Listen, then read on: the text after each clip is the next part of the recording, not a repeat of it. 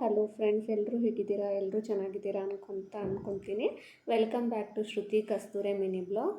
ಇವತ್ತು ನಾನು ಮಾರ್ನಿಂಗ್ ರೂಟೀನ್ನ ನಿಮಗೆ ತೋರಿಸ್ತಾ ಇದ್ದೀನಿ. ಮಾರ್ನಿಂಗ್ ಇವತ್ತು ಹೆಲ್ತಿ ಬ್ರೇಕ್ಫಾಸ್ಟ್ ಮಾಡೋಣ ಅಂತ ಹೇಳ್ಬಿಟ್ಟು ಪಾಲಕ್ ಪೂರಿ ಮಾಡ್ತಾಯಿದ್ವಿ. ಹೌದು, ಪೂರಿ ಹೀಗೆ ಹೆಲ್ತಿ ಆಗಿರುತ್ತೆ ಅಂತ ಅಂದ್ಕೊತೀರಾ. ಅದೇ ಪ್ಲೇನ್ ಪೂರಿ ಮಾಡಿದರೆ ಬರೀ ಹಿಟ್ಟಿಂದಷ್ಟೇ ಮಾಡಬೇಕಾಗುತ್ತೆ. ಅದೇ ಪಾಲಕ್ ಪೂರಿ ಮಾಡಿದರೆ ಇದೊಂದು ಸ್ವಲ್ಪ ಹೆಲ್ತಿಯಾಗಿರುತ್ತೆ. ಮಕ್ಕಳಿಗೂ ಇಷ್ಟ ಆಗುತ್ತೆ. ಪೂರಿ ಅಂದರೆ ಎಲ್ಲ ಮಕ್ಕಳಿಗೂ ಇಷ್ಟ ಆಗುತ್ತಲ್ಲ. ಸೊ ಹಾಗಾಗಿ ಪೂರಿನೇ ಸ್ವಲ್ಪ ಪಾಲಕ್ ಅದು ಹಾಕಿ ಮಸಾಲ ಅದೆಲ್ಲ ಹಾಕಿ ಮಾಡಿದರೆ ಪಾಲಕ್ ಪೂರಿ ತಿನ್ಲಿಕ್ಕೆ ಮಾತ್ರ ತುಂಬ ಟೇಸ್ಟ್ ಇರುತ್ತೆ. ಇದ್ರ ಜೊತೆ ಸಾಗು ಅದು ಏನೂ ಇಲ್ಲ ಅಂತ ಹೇಳಿದ್ರು ಹಾಗೆ ತಿನ್ಬೋದು. ಸೊ ಪಾಲಕ್ ಪೂರಿ ಮಾಡೋಕ್ಕೆ ಏನೇನು ಬೇಕಂತ ಹೇಳ್ತೀನಿ.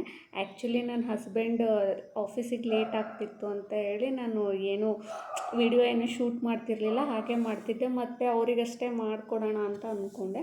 ಬಟ್ ಅವ್ರು ತುಂಬ ಲೇಟ್ ಆಗಿಬಿಟ್ಟಿದೆ, ನಾನು ಹೋಗ್ಬಿಡ್ತೀನಿ ಅಂತೇಳಿ ಹೊರಟ್ಬಿಟ್ರು. ಸೊ ಅದಾದಮೇಲೆ ನಾನು ವಿಡಿಯೋ ಶೂಟ್ ಮಾಡೋಕ್ಕೆ ಸ್ಟಾರ್ಟ್ ಮಾಡಿದೆ.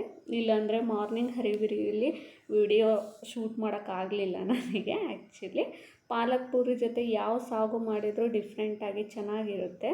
ನೀವು ಒಂದು ಟೈಮ್ ಟ್ರೈ ಮಾಡಿ ನೋಡಿ, ಸೂಪರಾಗಿರುತ್ತೆ ಪಾಲಕ್ ಪೂರಿ ಜೊತೆ ಸಾಗು. ಇಲ್ಲ ಅಂತ ಹೇಳಿದರೆ ನನ್ನ ಮಗಳವರು ಹಾಗೆ ಪೂರಿನ ಕೈಯಲ್ಲಿ ಹಿಡ್ಕೊಂಡೇ ತಿಂತಾಳೆ. ಮತ್ತೆ ಇನ್ನೊಂದು ಮಿನಿ ಬ್ಲಾಗ್ ಜೊತೆ ಸಿಗೋಣ. ಬಾಯ್.